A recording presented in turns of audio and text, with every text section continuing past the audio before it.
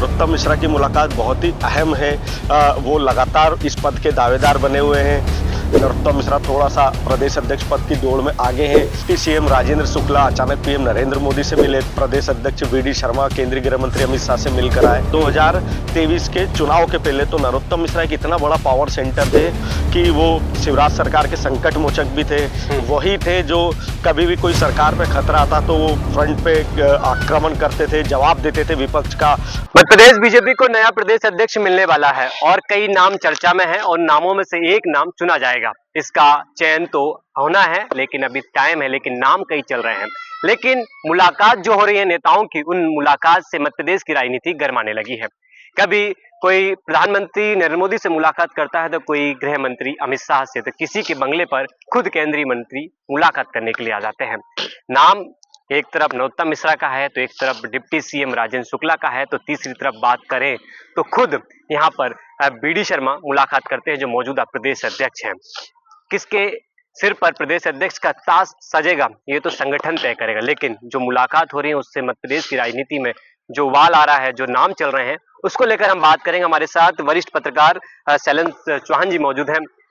कई मुलाकातें हो रही हैं सर, इस मुलाकात को क्या नाम दूं ये समझ में नहीं आ रहा। किसी के बंगले पर खुद केंद्रीय मंत्री पहुंच जाते हैं तो कोई दिल्ली चला जाता है केंद्र में मुलाकात करने के लिए। सबसे पहले कल की बात कर लेते हैं सर।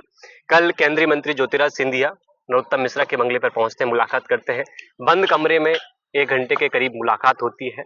इस मुलाकात को क्या नाम देंगे सर आप? देखिए, जब भी प्रदेश अध्यक्ष के पद की बात आएगी तो निश्चित ही बीजेपी का एक बड़ा संगठन का पद है और इस पद के लिए चुनाव की जो जिला अध्यक्षों की प्रक्रिया पूरी हो चुकी है, अब प्रदेश अध्यक्ष का चयन होना है।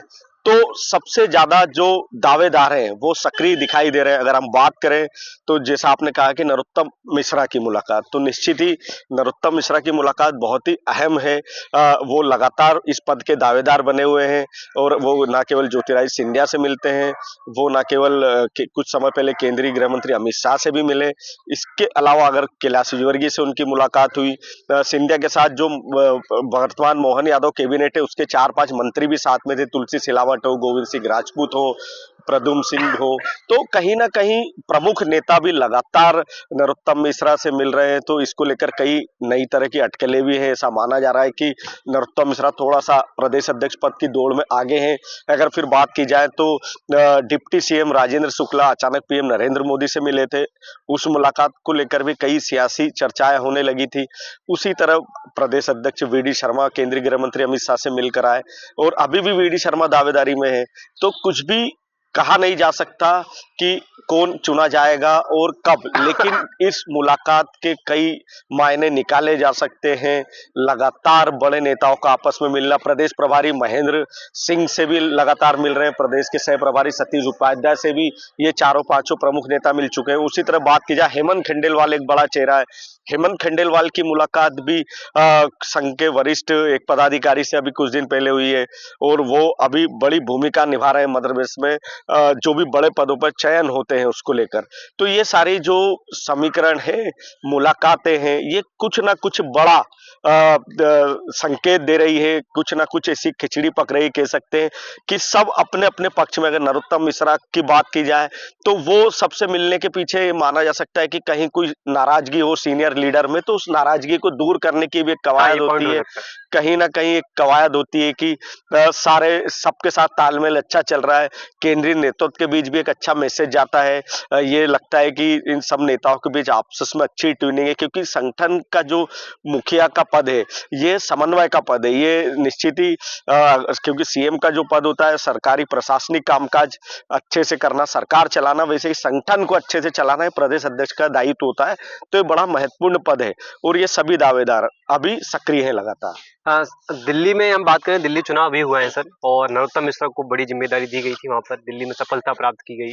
लगातार नरोत्तम मिश्रा को संगठन या बीजेपी पार्टी कोई ना कोई काम देती है और उनको देती है, लेकिन इस बार मध्य प्रदेश की बात करें तो मध्य प्रदेश में नरोत्तम मिश्रा को डोली वो बनाया था, संयोजक बनाया था खाली न्यू ज्वाइनिंग टोली का, उसके बाद कोई पद नहीं दिया गया।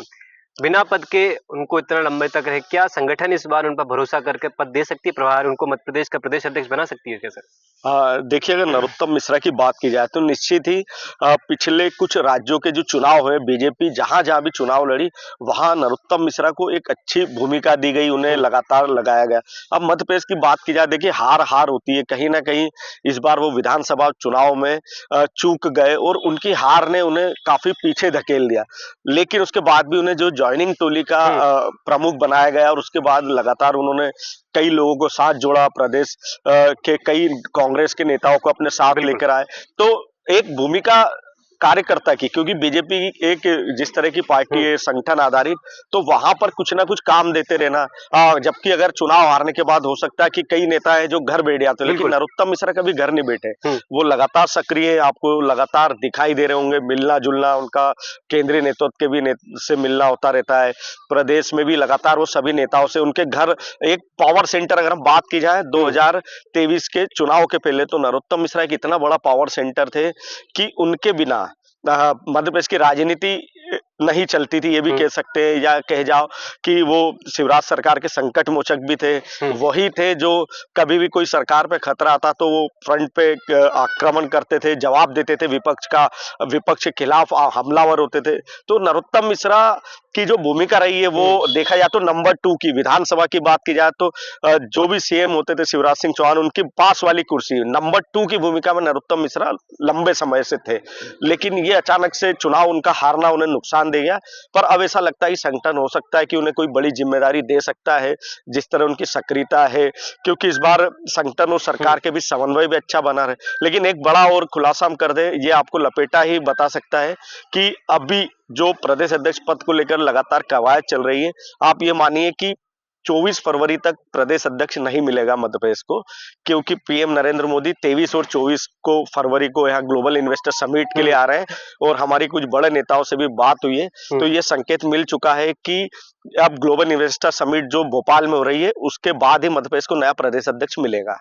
मतलब एक एक्सक्लूसिव जानकारी आपने दे दी चीजों को लेकर। जो चर्चा चल रही थी 16, 17, 18 तारीख को प्रदेश अध्यक्ष बन सकता, कोई मिल सकता है प्रदेश को, लेकिन अभी नहीं मिलेगा। एक बात और सर मुझे जानना है कि राजेंद्र शुक्ला मुलाकात करते हैं पीएम मोदी से, उस मुलाकात के क्या मायने हैं? वो मुलाकात क्या, वो बंद कमरे के अंदर जो मुलाकात होती है, दिल्ली जाते हैं, एक डिप्टी सीएम का दिल्ली जाके मुलाकात करना, और लगातार सीएम दिल्ली जा रहे हैं चीजों को लेकर, तो राजेंद्र शुक्ला को भी कोई जिम्मेदारी दे सकता है संगठन क्या?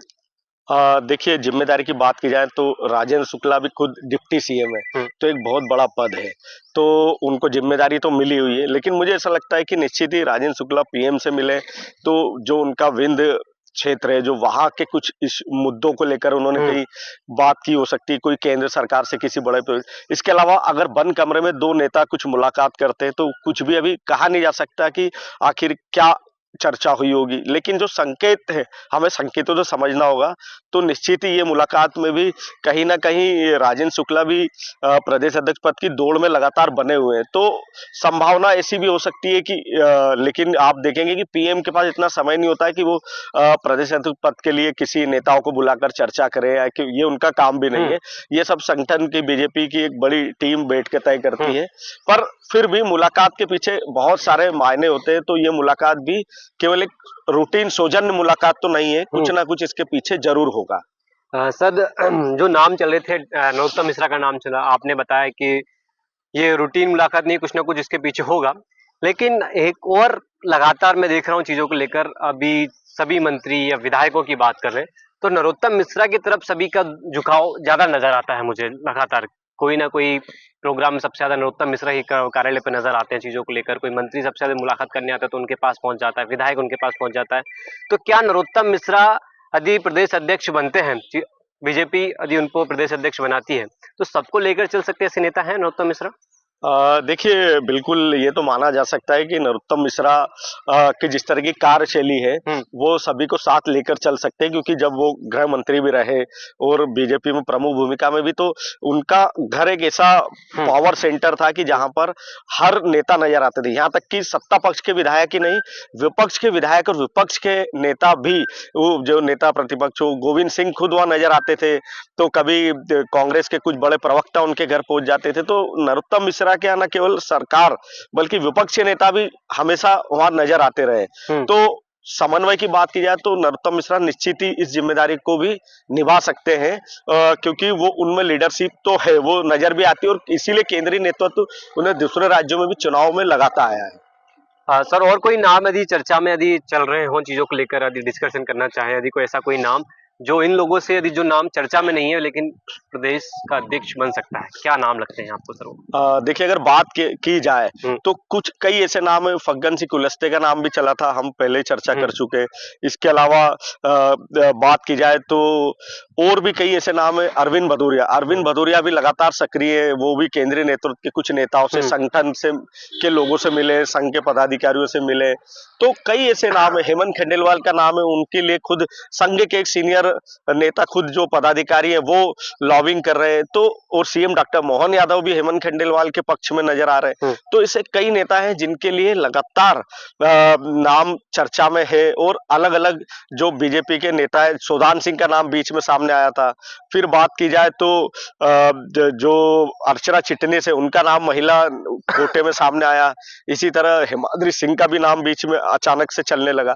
तो अभी कुछ भी कहना जल्दबाजी होगी, पर 8-10 ऐसे बीजेपी के नेता है जिनको लंबा अनुभव है कामकाज का, संसद में हो या फिर विधानसभा में विधायक रहते हुए। तो ये सभी बड़े नेता, सुमेर सिंह सोलंकी जैसे नेता सक्रिय हैं, गजेंद्र पटेल सक्रिय हैं। तो कई ऐसे नाम हैं जो चर्चा में, और निश्चित ही इनमें से किसी न किसी नेता को मौका मिल सकता है।